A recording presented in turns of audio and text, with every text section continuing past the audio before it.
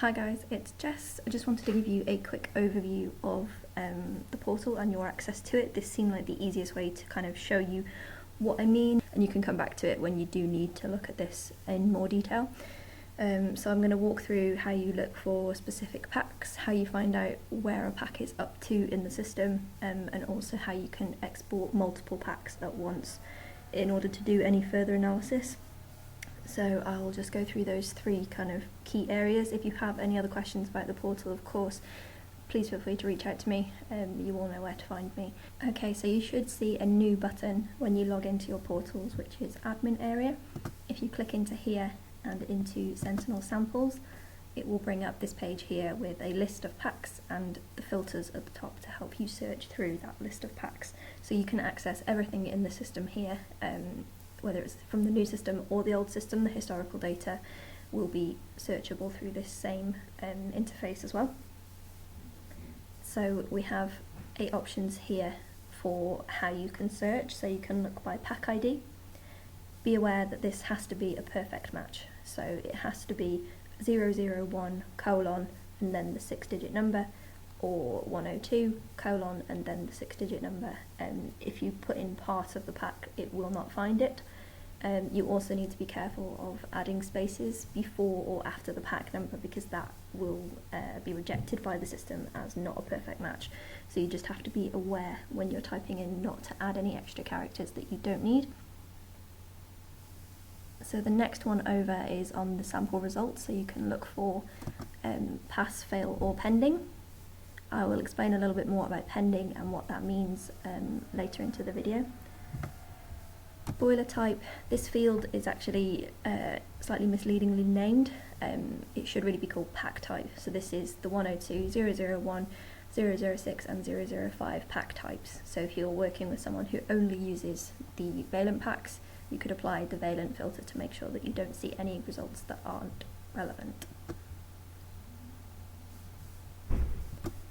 And then on the far right here is the client email. So this can be a partial match. It's not like the pack ID, which is looking for a perfect match. This can be imperfect. This can be useful if you're not sure which email address a pack has been submitted with, but if you know that it's from a particular company, you could look for at Aaron Services or at Smith & Byford, and you would be able to find everything that's been submitted by any email address from Aaron or Smith & Byford. So just to give you an example of what I mean, I could look for James at Liberty, and it pulls up here packs for James, or I can just look for everything from the Liberty group. So it's showing me here I've got some for Stevenage at, and then further down I've got the packs for James that I was looking for originally. So if you're trying to narrow down and hone in on who is submitting packs in an organisation, this can be quite useful as well.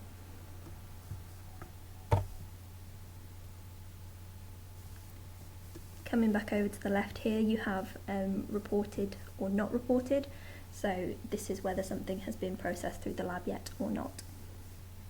This can be useful if you are trying to establish why packs aren't getting processed through. If you want to just pull off everything that's not been reported for a company and work through that list with someone in a meeting, that's a good filter to use. The booked filter is for Stacey's use, so there's no need for you to worry about that. She uses it in her reporting.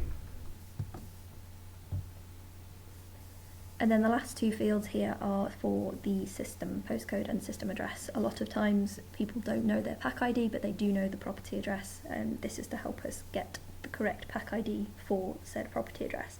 So the system postcode can be a full postcode or a partial match, and for system address, again, that can be a full match or a partial match.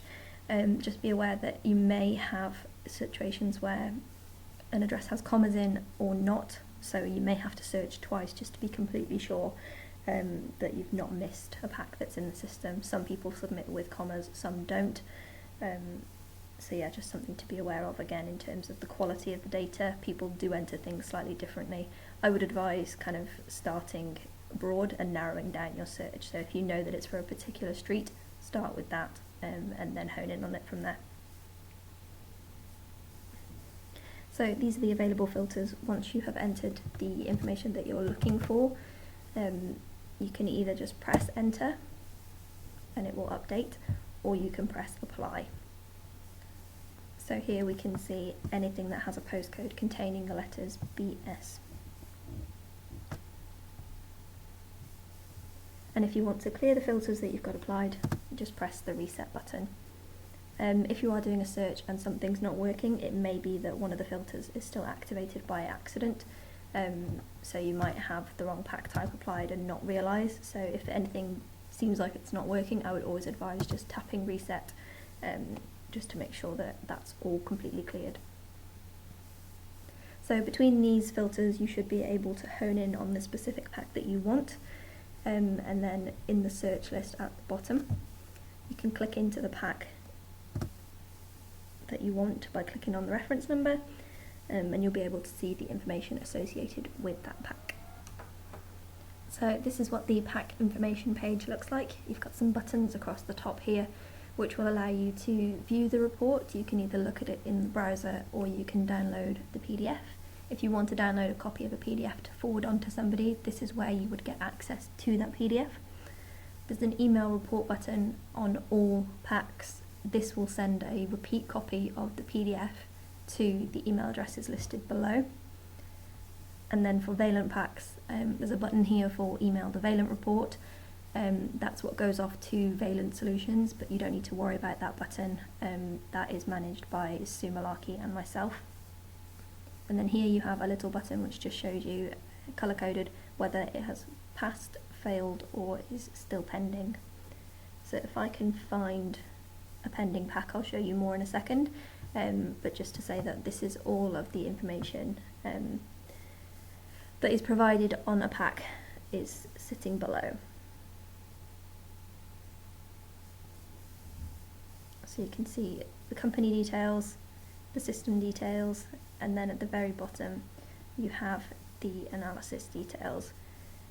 Please bear in mind for packs that have been reported, you can see the analysis results for these packs. The customer cannot see these when they log in and view that same pack. They do not have access to the analysis results. They're for your benefit only and they are not to be shared with the customer. So I mentioned pending packs. I'll just see if I can find one for you guys to have a look at.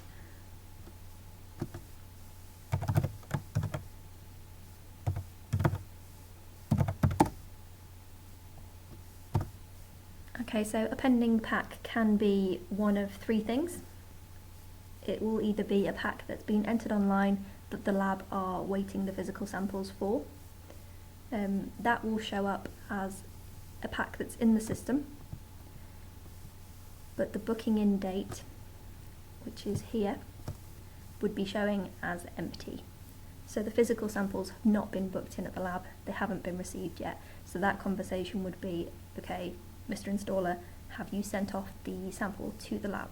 So we can see the information, we know we're expecting a pack, but we haven't actually physically received it yet. So that's the first situation in which a pack might be considered pending. The second is where the pack has arrived at the lab as normal. So you can see that it's arrived because the date booked in has been filled in. And what you're looking for next is whether or not the pack is on hold. So that will be visible down here.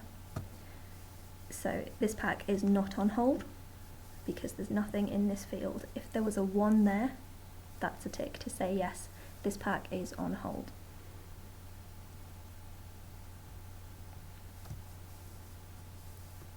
So because we can see that this pack has been booked in and is not on hold, we assume that this pack is being processed normally and the report should appear in the next couple of days. Now the third scenario would be a pack which is on hold or on stop, which would be a pack that's been booked in, we've seen the samples, we've received the envelope. Sometimes we don't receive the samples, that's one of the reasons a pack could be on hold, and this would be showing as a 1. So then you would be able to say, right, this pack is on hold, I can see that that's the case.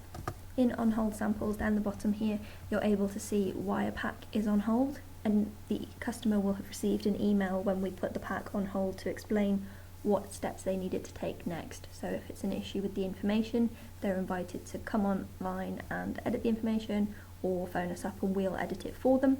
Or if it's an issue with the physical sample, then they'll be advised on what to do next in terms of getting us the replacement mains or system sample that we need to conduct the analysis. So the customer should be fully aware of what's happening because they will have received an email notification. But if you've got kind of a query from someone else in the business who didn't receive the email, you'll be able to see here precisely why a pack is on hold. So when a pack is pending, it can be edited by the customer. Once a pack has been reported, it can only be edited by the system check administrators. But if you have any packs pending or reported that need to be updated for whatever reason, somebody's put the wrong postcode on or whatever, you need to contact Sumalaki in the first instance and we will get that sorted for you guys. So the last area I wanted to talk about was how you search for multiple packs. So this could be activity by customer that you're looking for. So to do that you would go again into the Sentinel sample view and you can basically combine these filters. So you can use them individually, but they'll be more effective if you combine them to gather several packs together. So I could pull off all fails for Robert Heath, for example. I could pull off all passes for Aaron Services in the Lincoln area. So I would just do that by looking for pass at Aaron Services as part of the email address and then in the Lincoln area and apply, and that updates the packs below. So there are only 3 packs here, but if you were dealing with larger volumes of data, so if I was looking for any samples for Valent that have been reported at any postcode for Aaron Services and I applied that, it's going to give me a much longer list, which would be quite tricky to navigate and dip in and out of. So what you can do is, as in the old system for ESG, is you can download a CSV export of this. So you just go all the way down to the bottom here, and this will spill onto multiple pages. In some cases you may have 4 or 5 pages worth of data that you want to analyse or look a bit more closely at.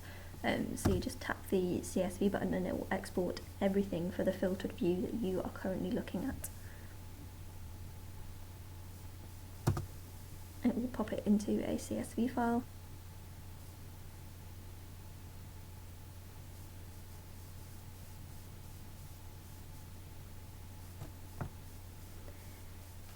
So it will pop the data into a CSV file just like ESG system did. So you can see everything at once, you can analyse, filter, just have a bit more freedom with the data once it's out of that system. As it did for the previous system, this export does contain the analysis detail for packs that have been reported, so those individual analysis results. Again, these are not to be shared with the customer, just like before, and if you are planning to share any of the data that you export from the system with the customer, these columns should be deleted. So you're looking for any of these which have got pass fail or these kind of values in, they need to be removed before this goes onwards to a customer. So that's a quick overview of some of the key features of the new portal in terms of searching for packs individually or by group, or being able to see what's going on with a specific pack. Hopefully that's helpful. If you do have any questions, please let me know. Alright, cheers guys, bye.